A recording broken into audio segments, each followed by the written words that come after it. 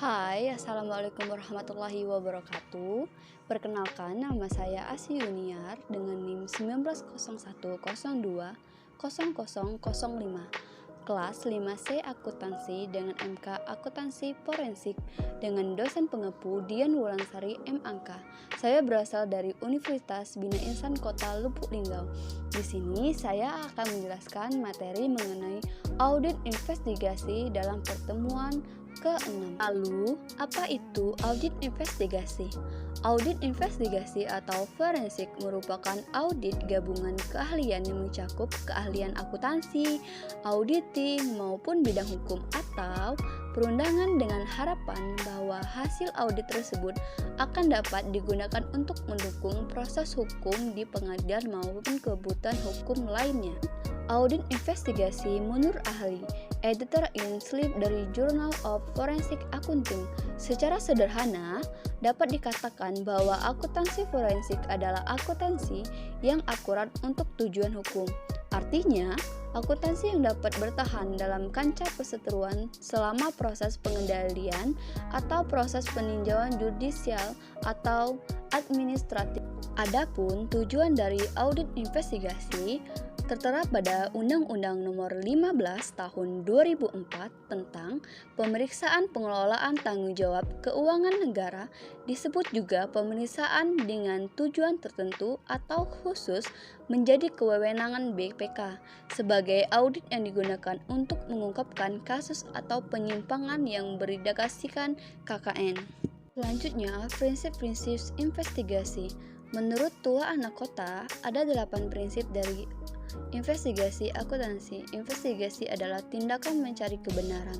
Yang kedua yaitu kegiatan investigasi mencakup pemanfaatan sumber-sumber bukti yang dapat mendukung fakta yang dipermasalahkan.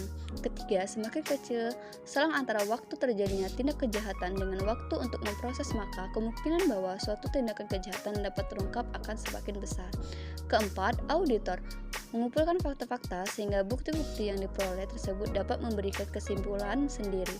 Kelima, bukti fisik merupakan bukti yang nyata sampai kapanpun akan selalu mengungkapkan hal yang sama. Keenam, informasi yang diperoleh dari hasil wawancara dengan hasil akan sangat dipengaruhi oleh kelemahan manusia. 7. Jika auditor mengajukan pertanyaan yang cukup kepada sejumlah orang yang cukup, maka akhirnya akan mendapatkan jawaban yang benar. Kedelapan, informasi merupakan nafas yang dalam dan darahnya investigasi. Audit investigasi terbagi dalam dua jenis. Yang pertama yaitu jenis audit investigasi proaktif.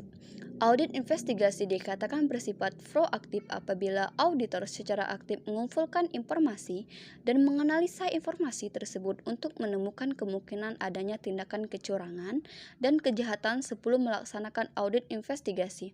Contohnya yaitu suap. Suap berarti memberikan penawaran sejumlah dana untuk menyelesaikan suatu masalah atau mempengaruhi kondisi yang menguntungkan seseorang. Misalnya, perusahaan C menyuap karyawan dari perusahaan lawan. Katakanlah perusahaan A dengan maksud karyawan tersebut memberikan sejumlah data yang akan digunakan perusahaan C untuk menjadikan bahan tawaran tender kepada perusahaan A. Yang kedua itu jenis audit investigasi reaktif. Audit investigasi dikatakan bersifat reaktif apabila auditor melaksanakan audit setelah penerima atau mendapatkan informasi dari pihak lain mengenai kemungkinan adanya tindakan kecurangan dan kejahatan. Contoh, pengaduan masyarakat atau karena adanya permintaan dari aparatur hukum. Selanjutnya, acuan kerangka dalam pelaksanaan audit terdiri dari 7. Yang pertama yaitu nilai sosial, yang kedua kriteria dengan perencanaan, ketiga akuntabilitas, keempat kriteria, 5 lingkup investigasi, 6 tujuan audit, ketujuh batasan atau hambatan. Baiklah semuanya, itulah presentasi dari saya.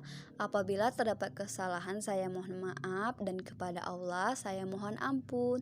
Saya akhiri, wabillahi taufiq wal hidayah. Wassalamualaikum warahmatullahi. Terima kasih semuanya.